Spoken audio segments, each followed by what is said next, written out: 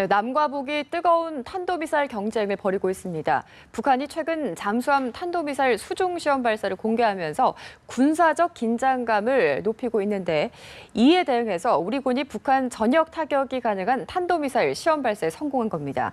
동북아의 화약고, 한반도의 미사일 경쟁이 아주 뜨거운 상황인데요. 남북 군사 실무회담 수석 대표를 지냈던 한국전략문제연구소의 문성묵 전문연구위원 그리고 자주국방네트워크 신인균 대표 두 분 나오셨습니다. 어서 오세요. 네, 안녕하십니까? 예, 우선 이 탄도미사일 어제 우리 군에서 시험 발사에 성공했습니다. 여기에 대해서 좀 신 대표님께 질문을 드려볼 텐데 북한 전역을 사정권으로 두는 이 탄도미사일이라고 들었습니다. 정확히 어떤 건지 좀 설명을 부탁드립니다. 우리가 과거에는 탄도미사일 사정거리를 미국과의 협상에서 300km로 제한을 받고 있었습니다. 그러다가 2012년도에 개정을 해서 800km까지 사정거리를 늘렸거든요. 그래서 이제 그전에는 우리가 현무라고 하는 이름의 미사일을 300km짜리 미사일을 가지고 있었어요. 예. 이제 800km까지 늘렸으니까 더 사정거리가 긴 미사일을 만들어야 되지 않겠습니까? 그래서 지금 한 500km짜리 미사일을 이번에 만들어서 공개를 했고 그게 현무-2B라는 이름입니다. 네. 그리고 탄도 중량은 약 1톤. 이를테면 북한의 노동미사일 탄도 중량 1톤이라고 그래요. 그래서 우리 현무-2B도 탄도 중량 한 1톤. 그리고 사정거리는 최대 사정거리 한 500km. 그러니까 500km 같으면은 우리 뭐 한 경기도 남부, 강원도 남부 지역에서 쏘면 북한의 함경북도 끝자락 정도만 제외하고는 예. 북한 전역이 타격권에 들어가는 그런 정도의 위력이라고 하겠습니다.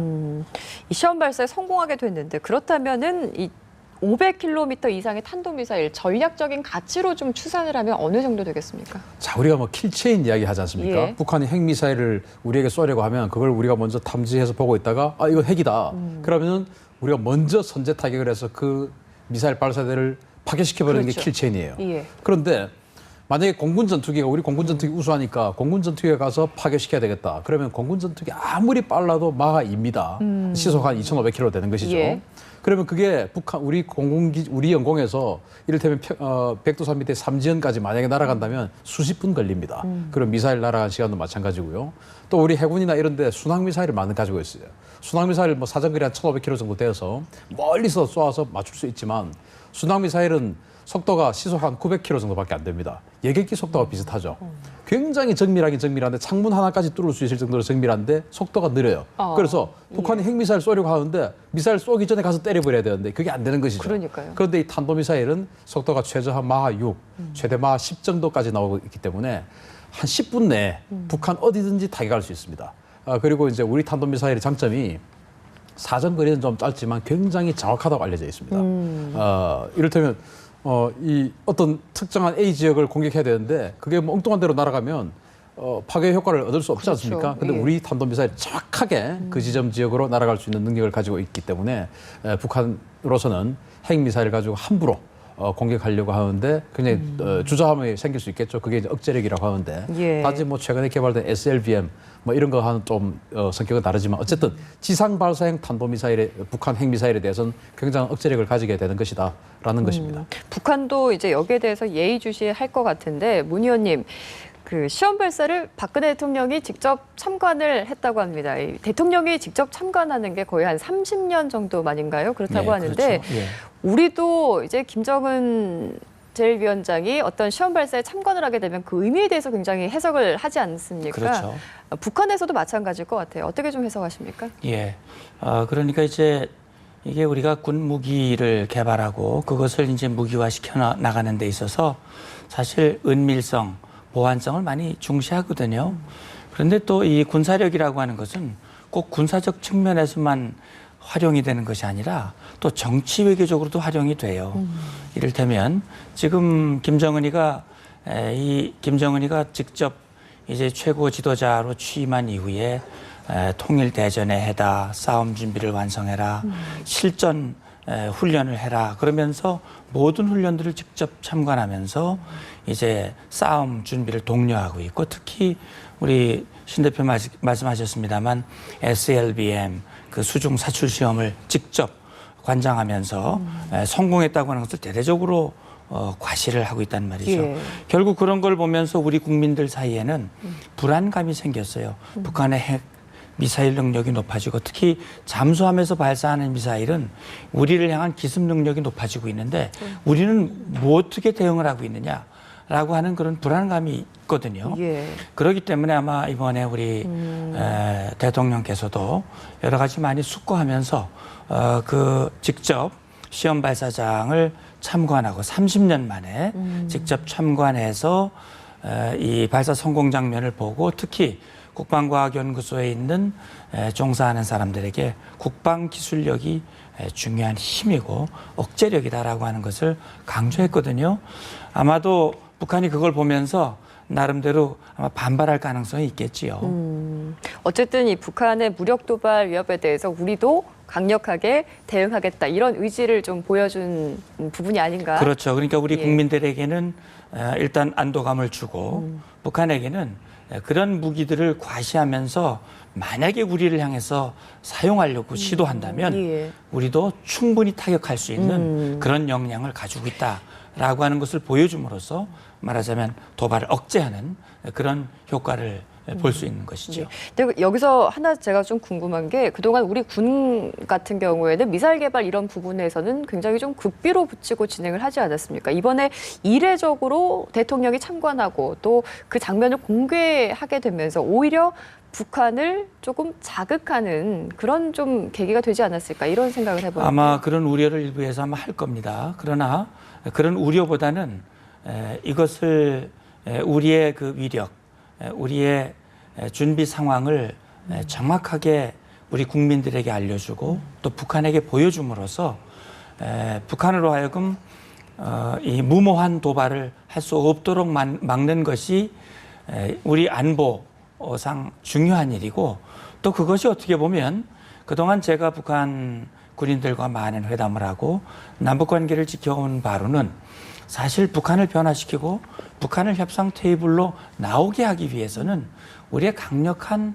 그 준비, 강력한 힘 이런 것들이 상당한 협상력으로 작용하고 있다고 하는 역설적인 측면이 있습니다.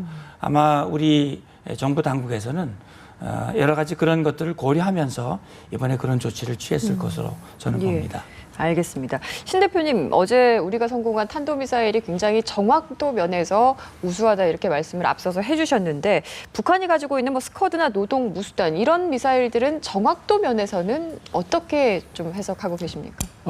무수단 미사일은 뭐 사실은 모릅니다. 한 번도 쏴본 적이 없기 때문에 그게 얼마나 정확한지 아무도 모릅니다. 예. 북한도 아마 모를 거예요.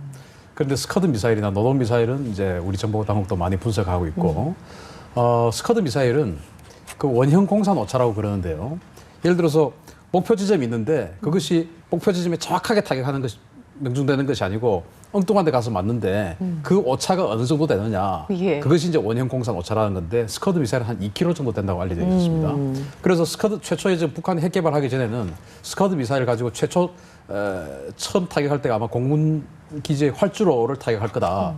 이렇게 다들 예상을 하죠. 그래서 북한군의 전술이 한 발만 쏘면 이게 원형 공산 오차가 2km나 되기 때문에 공군기지 활주로에 가서 맞아야 되는데 뭐 엉뚱한 논에 가서 만다든지 그러니까요. 그러면 안 예. 쏘는 거나 마찬가지 아니겠습니까? 그래서 북한이 그것을 보완하기 위해서 6발을 동시에 한 목표에 쏘는 것이 교리였다고 그래요.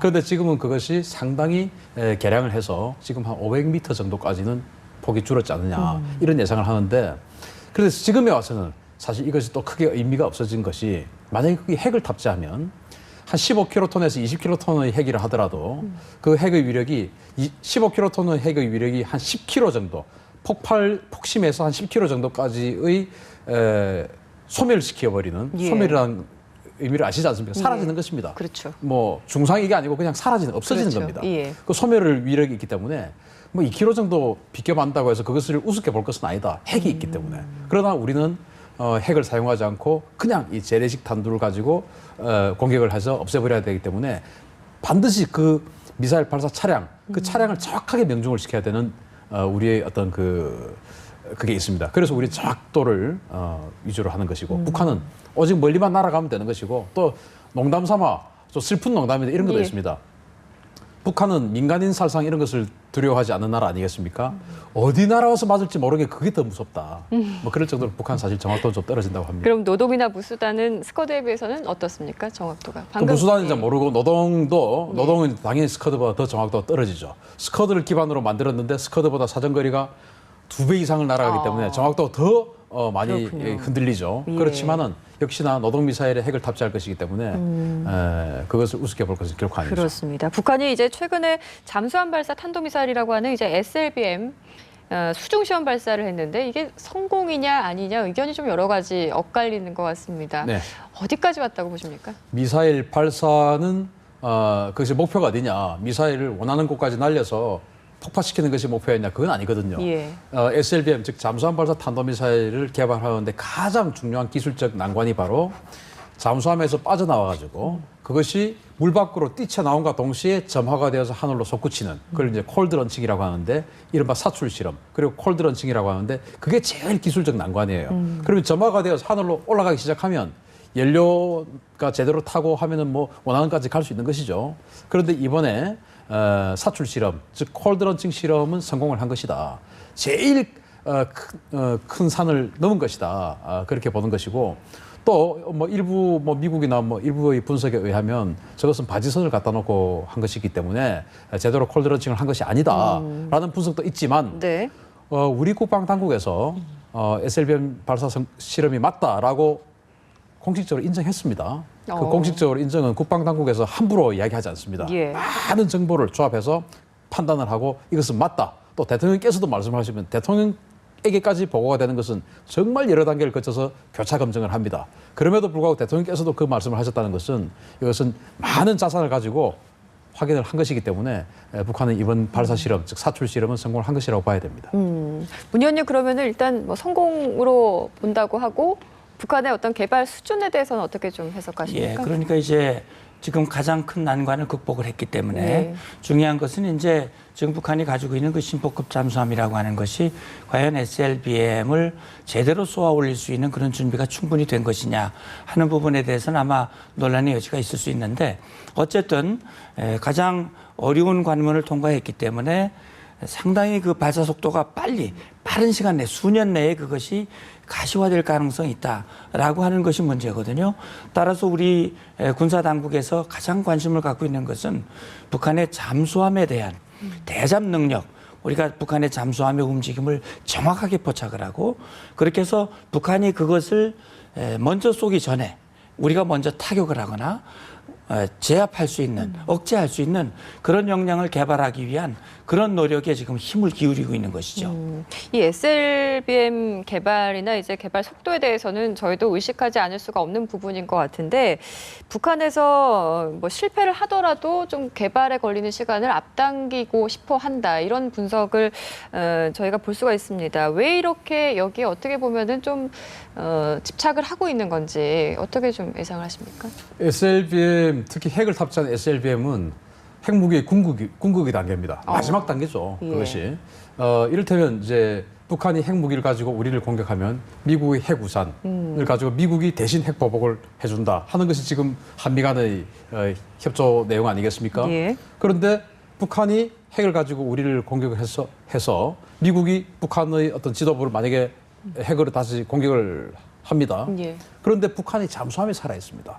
잠수함이 살아서 다시 캘리포니아 앞바다에서 미국 LA를 만약에 공격을 해버리면 그럴 가능성이 있다면 미국이 과연 섣불리 평양을 타격할 수 있느냐. 그것이 바로 이제 응징 보복 능력이고 그런 것인데 그래서 미소 간에 예전에 냉전 시대에 서로 간에 서로의 핵 공격을 막기 위해서 핵 능력을 계속 키워오다가 안 되겠다.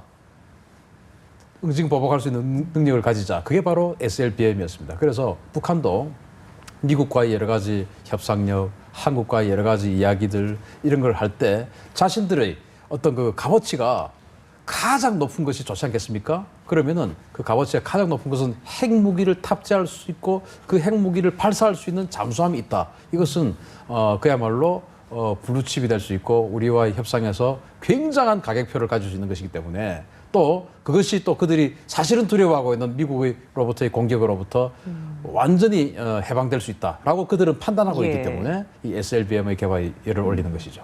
글쎄 이제 뭐 성공 여부 같은 경우에는 저희가 조금 더 지켜봐야 될 문제인 것 같습니다만은 북한의 잠수함 위협이 더 높아지고 커졌다는 데는 뭐 의견을 함께 할 수 있는 것 같습니다. 여기에 대해서 저희가 이제 한국과 미국이 연합해서 대잠 훈련을 벌였는데 과연 이게 북한의 어떤 그런 위협들을 대응할 수 있는 원천 봉쇄할 수 있는 힘이 될까? 이 부분에 대해서 어떻게 분석하십니까? 예, 뭐 원천 봉쇄를 할 수만 있으면 좋죠. 그게 이제 목표죠. 원천 봉쇄하고 아주 근원적으로 북한의 잠수함 위협 자체를 제거할 수 있는 그런 역량을 구비할 수 있다면 가장 좋은 것이고 그런 방향으로 가기 위해서 한국과 미국이 가지고 있는 모든 대잠 자산들을 동원을 해서 연합으로 대응할 수 있는 그런 훈련을 한 것이거든요. 앞으로 아마 우리로서는 잠수함을 잡는 가장 좋은 무기는 또 역시 잠수함이기 때문에 우리가 잠수함 사령부를 만들고 우리의 잠수함 역량을 또 확대시켜 나가고 있고 특히 북한의 잠수함을 조기에 포착하기 위한 여러 가지 그 무기 체계들을 지금 개발하고 그런 대응을 해 나가고 있습니다. 역시 이제 중요한 것은 북한이 그런 잠수함들을 가지고 있지만 저는 그렇게 봅니다. 북한이 SLBM 지금 이번에 이제 사출 시험에 뭐 그걸 상당히 지금 부각시키고 있지만은 여러 가지 의구심을 가지고 있는 것이 뭐냐면 북한이 그 공개한 동영상이라고 하는 것이 실제 이번에 그 시험 발사한 동영상이 아니라고 의심하는 그런 전문가들이 많이 있거든요. 예. 이거는 북한이 그런 미국까지 위협할 수 있는 잠수함이 되려면 그 연료 문제라든지 이동 문제라든지 이런 너머의 산들이 굉장히 많이 있기 때문에 우리가 북한의 위협을 과소평가해서도 안 되지만 너무 또 과대평가해서 북한의 선전선동에 우리가 위축될 필요는 없다. 그런 생각이 듭니다. 네. 남북의 이제 탄도미사일 경쟁, 무기 경쟁에 대해서 저희가 오늘 쭉 이야기를 나눠봤는데 신 대표님, 그 남북 관계 개선에 대해서 조금 여쭤보도록 하겠습니다. 항상 이게 뭐 근본이 되는 문제이긴 한데 이렇게 무기 경쟁만 하다 보면은 남북 관계 글쎄 어떻게 좀 좋은 방향으로 흘러가기가 힘들지 않겠나 이런 우려가 되기도 합니다. 네. 남북 관계 개선을 왜 해야 되는가 하는 그 근본적인 질문부터 필요할 것 같아요. 예. 그냥 이 통일이 되지 않고 그냥 현재 이 분단 상황을 고착하면서 그냥 위기 없이 사이좋게 지내는 것이 목표면 지금 당장이라도 남북관계 개선해야 됩니다. 그러나 남북관계 개선은 통일로 가기 위한 어떤 사전 단계라고 생각을 한다면 통일로 가기 위해서 뭐가 중요한가를 이제 어떤 방법이 중요한가를 선택을 해야 되는데 그게 이를테면 북한을 압박해서 뭔가 붕괴를 시킨다든지 아니면 대화를 해서 또 지원을 해서 뭔가 자본주의의 맛을 보여준다든지 여러 방법이 있지 않겠습니까? 근데 지금 현재로서는 서로 간에 지금 군사력 경쟁을 하고 있는데 그것이 결코 통일로 가는 과정에서 이것이 반드시 해가 된다라고 평가할 수는 없어요. 그런데 지금 현재라도 단지 남북관계 개선을 위해서는 그건 북한의 선택입니다. 그래서 우리는 언제든지 북한이 대화를 해오면 대화에 나설 의향이 있고 또 특히나 역대 정부 할 것 없이 다 북한과의 정상회담을 바라고 있지 않습니까? 그런 상황에서 북한이 정말로 자신들이 남북관계 개선을 생각하고 평화적인 어떤 그 남북관계를 원한다면 자신들이 선택하면 하시라도 우리 정부는 받아들일 그런 자세가 되어 있어요. 그러나 남북관계 개선이 되어야 되기 때문에 이런 군사력 경쟁이 해가 되겠다라고 해서 우리가 어떤 그 대칭 전력을 계속 가지지 않는다면 결국은 남북관계 개선조차도 아예 우리는 그들이 대화 상대조차도 안 되는 것이죠. 자격조차도 없어지는 것이죠. 예. 우리가 계속 그들이 미사일에 우리가 대응할 수 있는 무기를 내놓고 해야 대화의 자격이 되는 것입니다. 이걸 포기하면 대화의 자격조차 안 되는 겁니다. 그렇군요. 문 대표님, 앞으로의 남북 관계 저희가 어떤 식으로 좀 가져가야 되겠습니까? 앞으로의 방향에 대해서 조금 이야기를 해주시죠. 네, 역시 이제 우리 신 대표께서 정확하게 지적을 해주셨는데 그렇습니다. 지금 우리 정부가 추구하고 있는 것은 튼튼한 안보를 바탕으로 해서 남북 간에 보다 많은 대화 또 보다 많은 교류를 통해서 이제 관계를 개선해 나가고자 하는 것인데 지금으로서는 북한의 위협에서 우리 국민들을 안전하게 지키는 것이 가장 중요한 급선무겠죠. 그러면서 지금 우리 정부가 북한에게 여러 차례 대화를 촉구하고 특히 그동안 풀지 않았던 민간 차원의 교류도 과감하게 이제 풀어나가고 그렇게 대화의 어떤 그 의지를 보이고 있는데 우리 정부로서는 사실 우리가 대화를 너무 조급해하고 조바심을 가지고 있으면 북한이 오히려 그걸 악용하는 측면이 있습니다. 따라서 북한의 도발 위협에 대해서는 강력하게 우리의 대응을 보여주면서 동시에는 대화의 문을 열어놓고 북한이 대화에 응하면 모든 문제들이 해결될 수 있다라고 하는 그런 생각들을 분명히 가질 수 있도록 우리의 의지를 이렇게 저렇게 정확하게 전달하기 위한 그런 노력, 그런 것들을 같이 해나가는 그것이 지금으로서는 남북관계를 푸는 해법이 아닐까 생각합니다. 네, 마지막으로 문 의원님께 한 가지만 질문을 좀 더 드려보도록 하겠습니다. 북한의 정치적인 상황, 내부 상황에 대한 이야기인데요. 독일의 한 연방 의원이 최근에 북한을 들어갔다가 나왔는데 북한 상황이 이렇게 좋지가 않다. 정치적으로 군부 제2인자라고 하죠. 현영철이 이제 최근 숙청됐다, 모습을 보이지 않고 있다. 이런 이야기도 저희가 보도를 통해서 많이 전해드린 내용인데 북한의 내부 상황 최근에 어떻게 좀 판단하고 계십니까? 네, 지금 저도 사실 뭐 북한을 오랫동안 들여다보고 또 분석을 해왔지만 최근이 상당히 어려운 것 같아요. 그렇습니까? 북한의 내용을 우리가 정확하게 집어내기가 좀 어려운 부분인데 그것은 지금 북한이 좀 오락가락하거든요. 예를 들어서 러시아에 간다고 그랬다가 안 가고 사무총장을 초청했다가 바로 직전에 취소시키고 뭐 6.15 행사를 할 것 같다 하다가 또 직전에 취소시키고 이런 행보들이 과연 왜 그럴까라는 생각을 해봤을 때 현영철이 숙청 또 독일 정치인이 오셔서 하시는 증언 내용과 무관하지 않다. 말하자면 북한 내부의 고위 관리들, 특히 김정은을 떠받치는 주변에 있는 인사들이 김정은에게 이렇게 저렇게 올바른 조언하기가 어렵고 김정은과 가까이 하기를 매우 두려워하지 않느냐.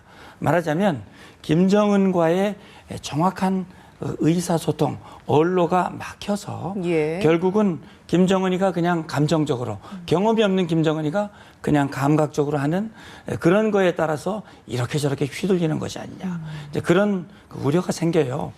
그런 차원에서 북한이 지금 북한 내부가 조금 이 안정성이 떨어지는 것이 아닌가 저는 그렇게 보고 있습니다. 체제가 공고하지가 않고 뭔가 즉흥적인 통치를 하고 있다. 저희가 이렇게 김정은의 어떤 권력 자체가 무슨 누수됐다 이렇게 판단하기는 아직 이르지만 그러나 정책 판단과 결정 거기에서 불안정성을 보이고 있다. 그렇게 생각이 듭니다. 네, 알겠습니다. 한국전략문제연구소 문성묵 전문연구위원 그리고 자주국방네트워크의 신인균 대표와 함께 이야기 나눠봤습니다. 오늘 두 분 말씀 고맙습니다. 감사합니다. 네.